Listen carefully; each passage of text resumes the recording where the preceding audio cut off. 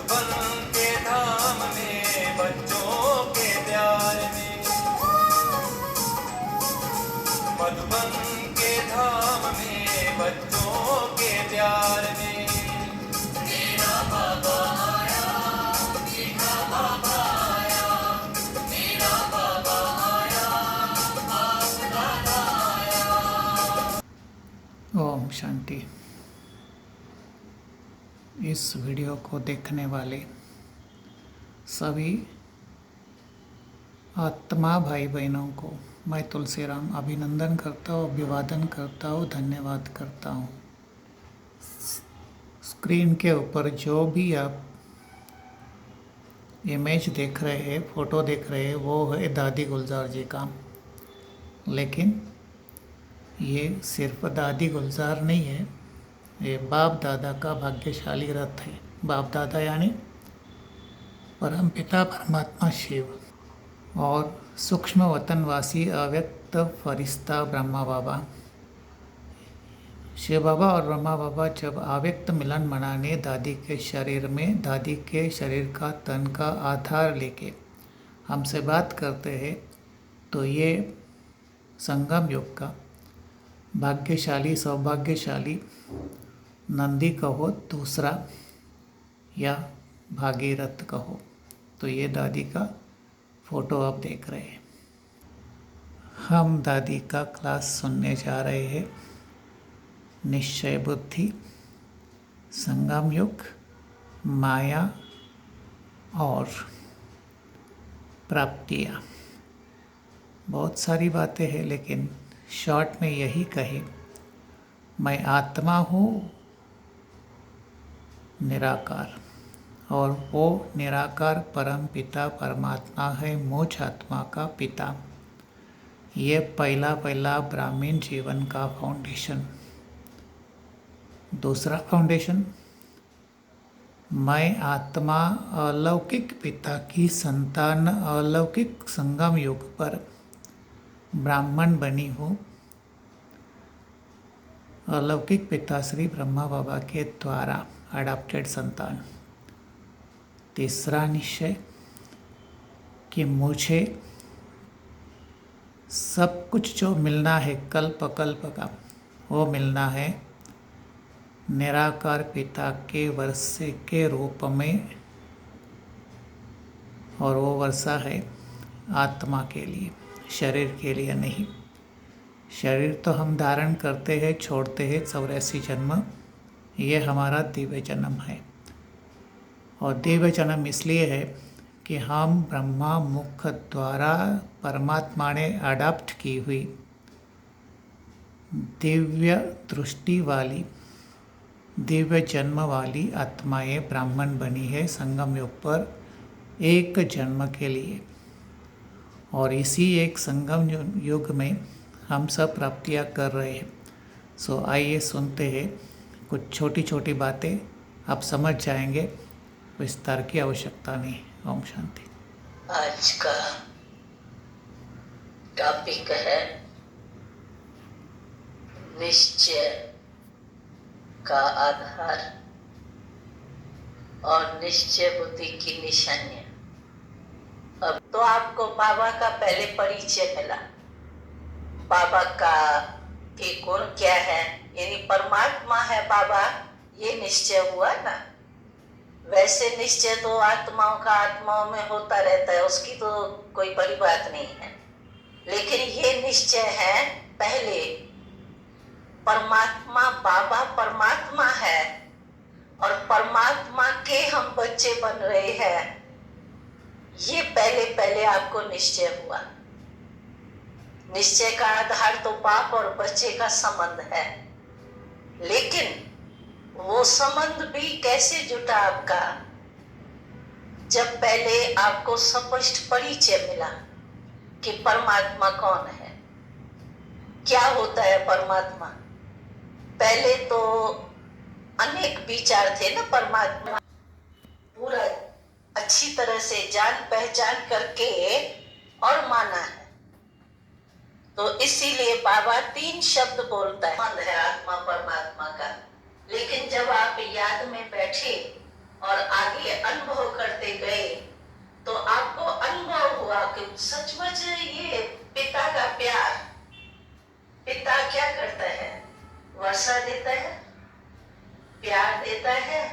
जीवन को ऊंचा बनाता है, बच्चे को लायक बनाता है, ये पिता का कर्तव्य है ना। तो आपने पहले सुना, यानी जाना, परिचय मिला, उसके बाद आपको अनुभव हुआ, तो माना आपने, तो हाँ सचमुच बाबा से मिलते हैं तो अपनापन आता है। बाप और बच्चे का संबंध की विशेषता ही ये होती है, बहुत समीप का संबंध है, प्यार का संबंध है। वो होता है लौकिक में जो है वो तो अलग काल का प्यार होता है, आज प्यार है, कल कुछ हो गया तो खत्म हो गया। लेकिन ये शिव बाबा का प्यार अविनाशी प्यार है। तो आप लोगों ने अनुभव किया कि सचमुच बाबा से लगता है कि मेरा है, अपनापन लगता है, और प्यार भी एक अलौकिक फील होता है। तो सुना, जाना, फिर अनुभव के बाद माना, और तब श्रीमत पर चलना शुरू किया, नहीं तो थोड़ी करते आप। तो फाउंडेशन क्या हुआ निश्चय का? निश्चय खुद ही फाउंडेशन है ब्रह्मांड जीवन का, लेकिन निश्चय का भी आधार जो है वो है पहचान, जिसको हम ज्ञान कहते हैं। परमात्मा के प्रति पूरा पहचान माना ज्ञान। तो आपको जब ये अनुभव होने लगा तो आपने समझा, हाँ भगवान जो होता है वो इस गुणों वाला होता है। जैसे मानो अभी कोई भी मनुष्य आत्मा है, उसको आप कैसे जानो सचमुच ये वही है या नहीं है? क्लियर परिचय नहीं है, और अनुभव करके हमने उसको माना नहीं है पूरा, तो फिर हलचल हो। इसीलिए ये निश्चय का फाउंडेशन बहुत पक्का चाहिए, और यही हमारे ब्रह्मांड जीवन में बहुत आगे तीव्र पुरुषार्थी बनने का फाउंडेशन। इसलिए फाउंडेशन को तो बहुत पक्का वैसे भी किया जाता है कोई भी चीज में, तो फाउंडेशन ही हमारा निश्चय है, तो उसमें तो होगा ही। तो वो आधार स्पष्ट हुआ। तो आप भी आत्मा रूप में स्थित होके बाबा से रूह ध्यान करते हो, तो आपके आत्मा में वो फीलिंग आती है ना, रूह ध्यान का रेस्पॉन्स मिलता है ना। जैसे आप सूक्ष्म रूप में स्थित होके बाबा से बोलते हो, वैसे सूक्ष्म रूपधारी बाबा भी जो है वो ब्रह्मा सूक्ष्म आकार में आपको फीलिंग तो देता है ना, महसूस तो कराता है ना, उत्तर तो मिलता है ना, और फील होता है ना, हाँ बाबा मेरे से बोल रहा है।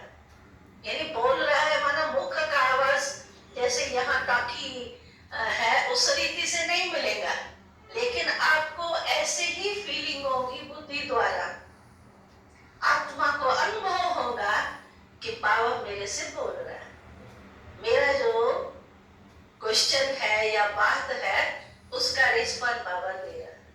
और इस बारी बाबा ने ये बहुत स्पष्ट किया है कि मैं रिस्पॉन्स कैसे देता हूँ।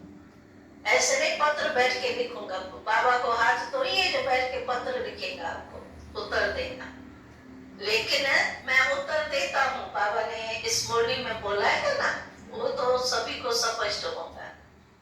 तो बात ये है कि निश्चय बुद्धि, पहला निश्चय हमारा ये है कि मैं आत्मा हूं और परमात्मा। लेकिन बाबा की याद की विधि जो है उसका फाउंडेशन ये है कि मैं आत्मा का पिता परमात्मा, शरीर का पिता तो नहीं है ना हमारा शिव बाबा। शरीर के पिता का तो हर एक का नाम अलग अलग है, लेकिन हमारा मैं, हम कहती हूँ शिव बाबा, तो कौन कहता है शिव बाबा? शरीर या आत्मा? आत्मा बोलती है ना, तो मैं आत्मा के नाते से शिव बाबा की संतान हूं। तो याद कभी कभी क्यों नहीं शक्तिशाली होती है कि हम शिव बाबा को याद करने तो लग जाते हैं, बाबा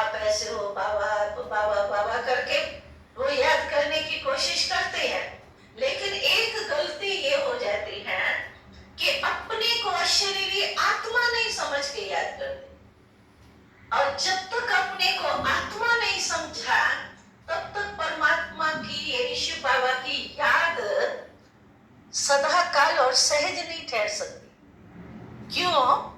कि हम शरीर के भान से बाबा को याद करने चाहते हैं और शरीर का पिता वो है ही नहीं, तो कैसे कनेक्शन जुटेगा?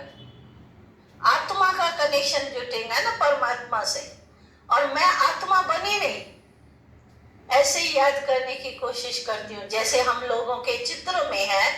क्यों? कि दूसरे विचार समझो हमारे में आए, व्यर्थ, जिसको बाबा कहते हैं ना, व्यर्थ संकल्प होते हैं, इसीलिए बाबा की याद नहीं आती है।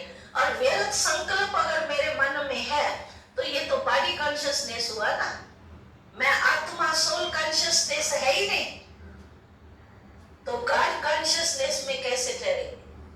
पहले तो सोल कॉन्शियस है ना, इसलिए मुरली में आप लोगों ने सुना होगा कि कभी भी बाबा याद के लिए कहता है ना, तो यही शब्द उच्चारण करते हैं, मैं आत्मा शिव बाबा की संतान हूं, बच्चा हूं, आत्मा बन करके मुझ बाप को याद करो, यही बाबा शब्द बोलते हैं। पहले ये बोलता है कि आत्मा समझ के मुझ बाप को याद करो। तो इसका फाउंडेशन याद का क्या हुआ कि सोल, मैं आत्मा अपने निश्चय में रही पहले कि हाँ मैं आत्मा हूं, क्योंकि बहुत समय तो हमारा निश्चय रहा बॉडी कॉन्शियसनेस का, मैं फलानी हूं, आत्मा हूं तो भूल ही गए थे ना।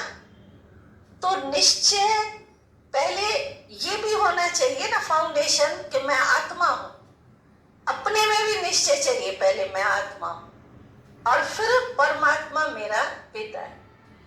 तो गलती ये होती है कि हम बॉडी कॉन्शियसनेस के स्थिति में स्थित होके शिव बाबा को याद करने की मेहनत करते, कोशिश करते हैं, लेकिन वो कोशिश बहुत मुश्किल हो जाए, क्यों? कनेक्शन जुटे, रबर उतारे ही नहीं ना आपने, ये भी रबर है ना बॉडी कॉन्शियसनेस, वो उतारा नहीं।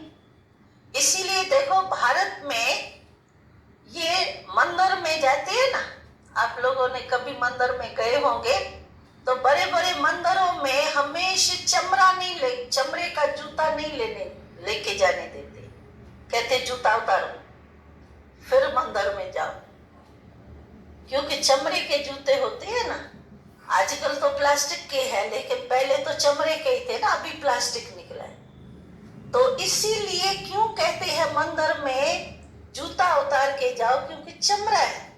तो देखो हमारी ही यादगार चित्र जो है, हम ही तो है ना मंदिर में, और कौन बैठा है? हम ही है ना।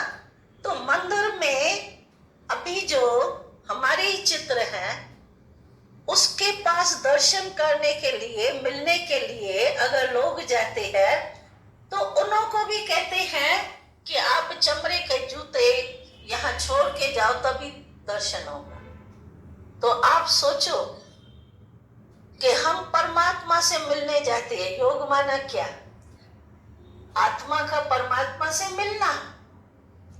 तो आप सोचो, ये भी चमड़ी है ना, इसको हिंदी भाषा में चमड़ी कहते हैं। वो चमड़ा होता है जूतों का ना, वो भी तो किसी पशु का चमड़ी होती है ना, उससे ही तो बनता है ना।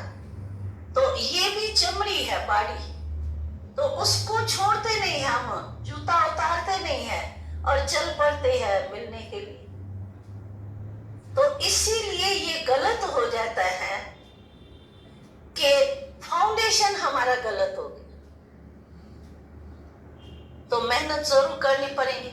यहाँ भी मंदिर में देखो ना, अगर कोई गलती से जूता ले जाता है, उसको ये जो पंडित पुजारी है बड़ा डांटता है, उसको इंसल्ट कर देता है, उसकी प्राप्ति नहीं होती, उसको दर्शन करने नहीं देते। तो हमको कैसे बाबा मिलेगा ऐसे?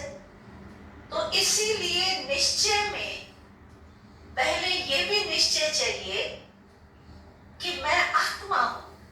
और कौन सी आत्मा हूं? मैं आत्मा हूं वो तो ठीक है, बिंदु हूं, लेकिन कौन सी आत्मा हूं? इससे खुशी आएगी आपको।